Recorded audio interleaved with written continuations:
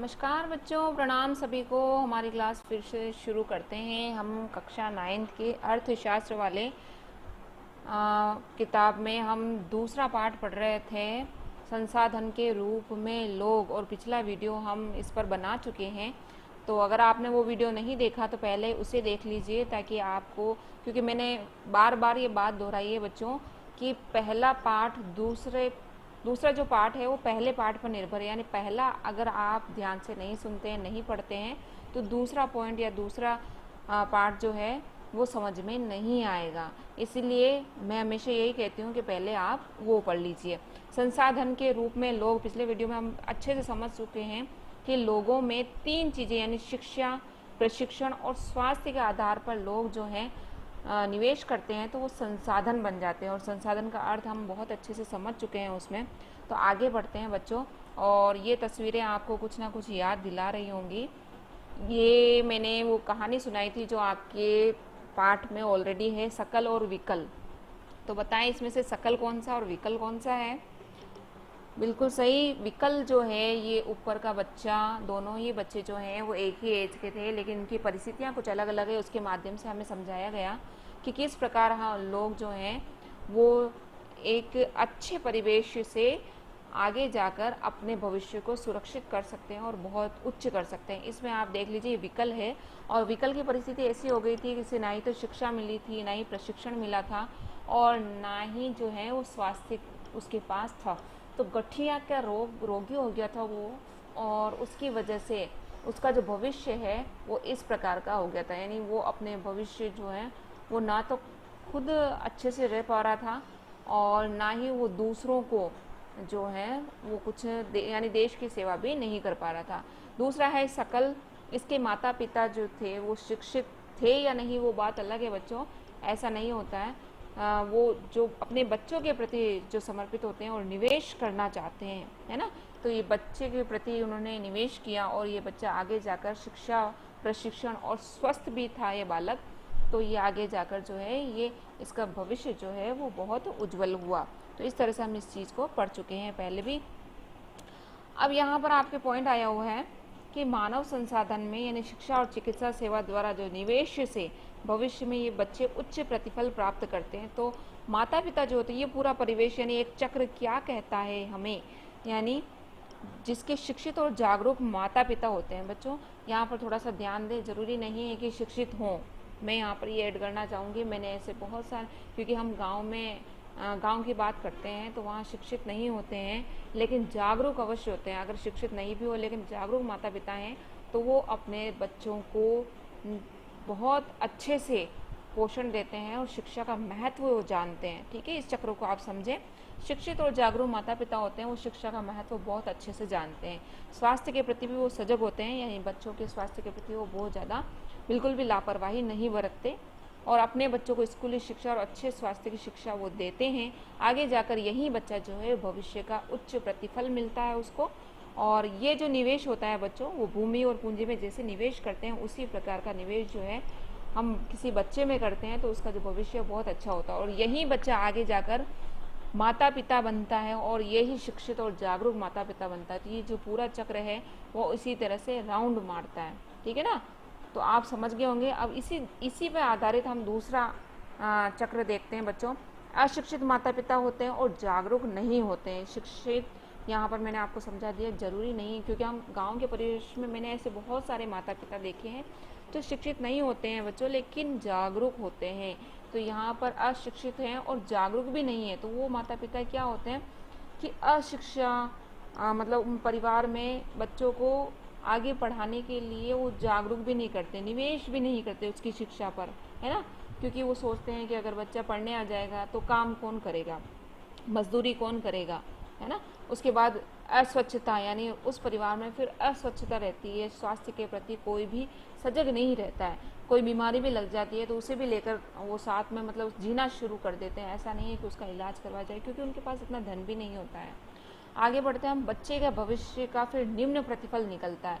यानी वो बच्चा जो काम करता है, यानी अगर हम माता पिता जो हैं वो मजदूरी कर रहे हैं तो बच्चा भी मजदूरी ही बनता है ना। ऐसे परिवार भी भारत में हम देख चुके हैं। तो उसी आधार पर आप दोनों ही सर्कल यानी दोनों ही चक्र देखो। इस चक्र को, शिक्षित परिवार वाले चक्र को हम एक बहुत अच्छा चक्र कहेंगे, जो कि मतलब पूरे देश को, समझ लीजिए अगर हमने किसी बच्चे की शिक्षा में निवेश किया है ना बच्चों, तो समझ लीजिए हमने देश के भविष्य को सुधारा है।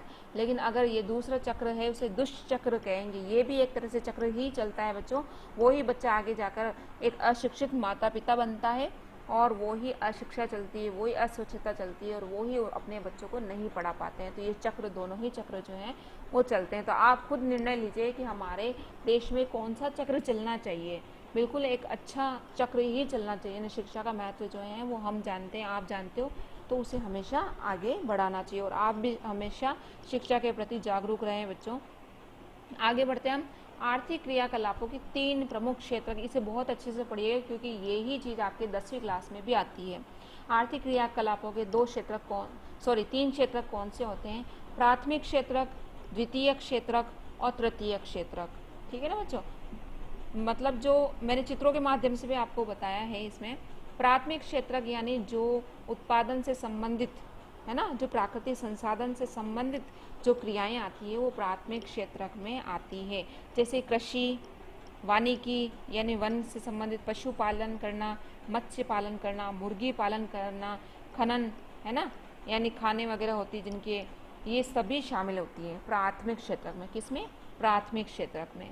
यानी प्राकृतिक संसाधनों से संबंधित जो क्षेत्र होते हैं वो प्राथमिक में आते हैं। दूसरा है द्वितीयक यानी विनिर्माण, जहाँ निर्माण होता है ना, पुल का बनना, सड़कों का बनना, भवनों का बनना, ये द्वितीय क्षेत्रक में आता है बच्चों। यानी जिसमें औद्योगिक जो क्रियाएं होती है वो सारी द्वितीय क्षेत्रक में आती है। और तीसरा है हमारा तृतीय क्षेत्रक, जो व्यापार, सुन लीजिए आप, बिल्कुल ध्यान से सुनिएगा बच्चों। व्यापार, परिवहन, संचार, बैंकिंग, बीमा, शिक्षा, स्वास्थ्य, पर्यटन सेवाएं, ये सभी जितनी भी मैंने सेवाओं का नाम लिया है वो सभी तृतीय क्षेत्रक में आता है। ठीक है ना? तो यहाँ पर चूंकि मैंने एक ही चित्र बताया, लेकिन सारे परिवहन, बैंकिंग, संचार, ये सब कुछ जो है तृतीय क्षेत्रक में आते हैं। बिल्कुल ध्यान से आप सुन लीजिएगा, क्योंकि एक मैंने बार बार दोहराया इस बात को कि एक पॉइंट दूसरे पॉइंट पर निर्भर है। अगर आप पहला पॉइंट नहीं समझेंगे तो दूसरा तो बिल्कुल भी समझ में नहीं आएगा। तो अगली बार हम डायरेक्ट मैं आपसे यही बोलूँगी कि प्राथमिक क्षेत्र क्या है बताओ, है ना। यहाँ हम द्वितीय क्षेत्र की बात कर रहे हैं, तो बताओ क्या बात कर रहे हैं। तो ध्यान से सुन लीजिए।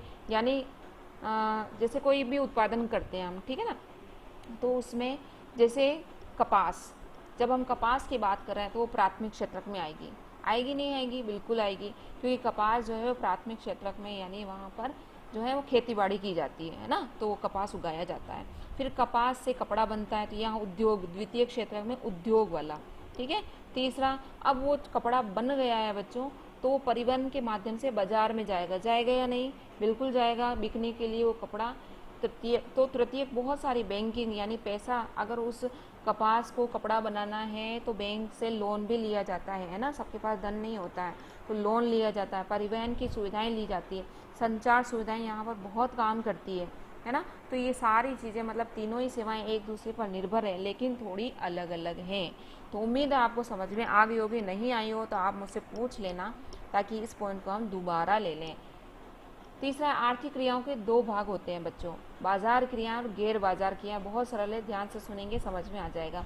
बाजार की क्रियाएं, जो हम मार्केट जाते हैं वो सारे काम करते हैं, सारे काम देखते हैं, यानी वेतन या लाभ के उद्देश्य से की गई क्रियाओं के लिए जो परिश्रमिक का भुगतान किया जाता है, यानी वेतन दिया जाता है ना। जैसे सरकारी सेवा सहित वस्तु या सेवाओं को उत्पादन आदि। समझ लीजिए, एक बार आराम से समझ लीजिए। वेतन या लाभ, है ना, जहाँ वेतन नहीं दिया जा रहा वहाँ लाभ हो रहा है। यानी कोई भी क्रिया, कोई भी ऐसी क्रिया बच्चों जो हम मुद्रा के द्वारा कर रहे हैं, है ना, मुद्रा के लिए कर रहे हैं, आपसे जो लेन देन हम करते हैं वो कमाने के लिए करते हैं, वो सारी क्रियाएं जो हैं वो जो है बाजार क्रियाएं कहलाएंगी। वो छोटी से छोटी, यानी कोई ठेला लगा रहा है बच्चों, है ना, कोई माला बेच रहा है, छोटी से छोटी क्रिया नहीं, वो लाभ के उद्देश्य से वो अपने पेट पालने के लिए कर रहे हैं, तो वो बाजार क्रियाएं कहलाएगी। दूसरा है गैर बाजार क्रियाएं। ये भी बहुत सरल है। स्व उपभोग के लिए, यानी अपने उपभोग के लिए उत्पादन, जैसे प्राथमिक उत्पादों का उपभोग करना, है ना, जैसे गन्ने का, गेहूं का, चावल का, हम अपने लिए उत्पादन करते हैं, बेचने के लिए नहीं कर रहे हैं, तो वो क्या है, गैर बाजार क्रियाएं कहलाएगी, है ना। उनको साफ सुथरा, प्रसंस्करण उनको साफ सुथरा करवाना, उसमें हम बाजार की क्रियाएं नहीं कर रहे हैं, वो अपने लिए कर रहे हैं। अचल संपत्तियों का स्वलेखा करना, यानी हमारे पास खेत है तो उसका जो लेखा जोखा हम रख रहे हैं, वो सारी क्रियाएं बाजार क्रियाएं नहीं कहलाएंगी, वो सारी गैर बाजार क्रियाएं कहलाएंगे। इसमें और भी उदाहरण दिए गए हैं आपके पाठ में, उसको मैं थोड़ा सा बता देती हूँ आपको। जैसे किसी महिला, 2-3 महिलाओं की बात की गई है। जैसे विलास की माँ है ना, जो विकल की माँ जो है, वो गीता, मतलब वो गीता जो है वो मछली बेचकर आय कमाती थी। तो इस तरह की जो महिलाओं को उनकी सेवा के लिए तब भुगतान किया जाता है, तो वो श्रम बाजार में प्रवेश करती हैं। लेकिन अगर वो अपने पेट के लिए, मतलब अपने लिए ही अगर वो खाने के लिए मछली का उपभोग करती थी, तो वो गैर बाजार क्रियाएं कहलाएंगे। लेकिन वो ही मछलियाँ पकड़कर अगर वो बाजार में बेचती है बच्चों, तो बाजार क्रियाएं कहलाएंगी।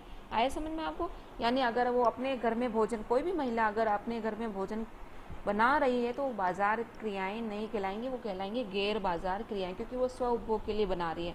लेकिन वो ही भोजन अगर वो कहीं दूसरों के घरों में जो काम करती हैं महिलाएं, है ना, वो बाजार क्रियाएं कहलाती है, क्योंकि वहाँ वो वेतन लेती हैं। उम्मीद है आपको समझ में आ गया होगा। एक छोटा सा पॉइंट और है, जनसंख्या की गुणवत्ता, यानी जनसंख्या हम भारत में बहुत ज़्यादा जनसंख्या है, तो वो किससे उनकी गुणवत्ता बढ़ेगी। 3 पॉइंट हैं। साक्षरता दर, यानी अगर हम ज़्यादा से ज़्यादा लोग साक्षर हैं, है ना, पढ़े लिखे हैं, तो हमारी जनसंख्या की गुणवत्ता बढ़ेगी। दूसरा है उनका स्वास्थ्य, यानी लोग जो हैं, आपको पता होगा सब पहला सुख निरोगी काया। बच्चों, स्वास्थ्य बहुत बड़ी चीज़ होती है। अगर हम स्वस्थ हैं ना, तो ज़िंदगी की बहुत सारी जंग जो है वो हम आराम से लड़ सकते हैं। तो स्वास्थ्य भी बहुत बड़ी चीज़ है। और तीसरा है देश के लोगों द्वारा प्राप्त कौशल निर्माण। यहाँ ट्रेनिंग की बात हो रही है, यानी हम शिक्षित हैं, लेकिन ट्रेनिंग अगर हमें मिल जाए तो हम और बेहतर तरीके से काम कर सकते हैं। और जनसंख्या की गुणवत्ता अंततः देश की समृद्धि दर निर्धारित करती है। साक्षर और स्वस्थ जनसंख्या परिसंपत्तियां होती है। यानी देश की समृद्धि दर, यानी हम यानी तीनों पॉइंट अगर किसी व्यक्ति में है, जनसंख्या में है, तो देश वृद्धि करेगा।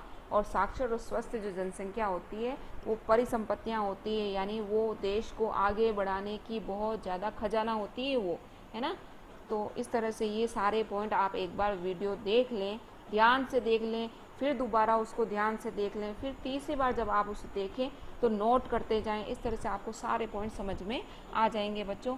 उम्मीद है आपको ये वीडियो, मेरी कोशिश ये रहती है बच्चों कि आपको बहुत अच्छे तरीके से मैं समझाऊं, और मेरी कोशिश अगर आपको अच्छी लगी हो तो प्लीज़ लाइक, शेयर और सब्सक्राइब करें, ज़्यादा से ज़्यादा बच्चों तक ये पहुँचाएँ ताकि मेरी मेहनत सफल हो।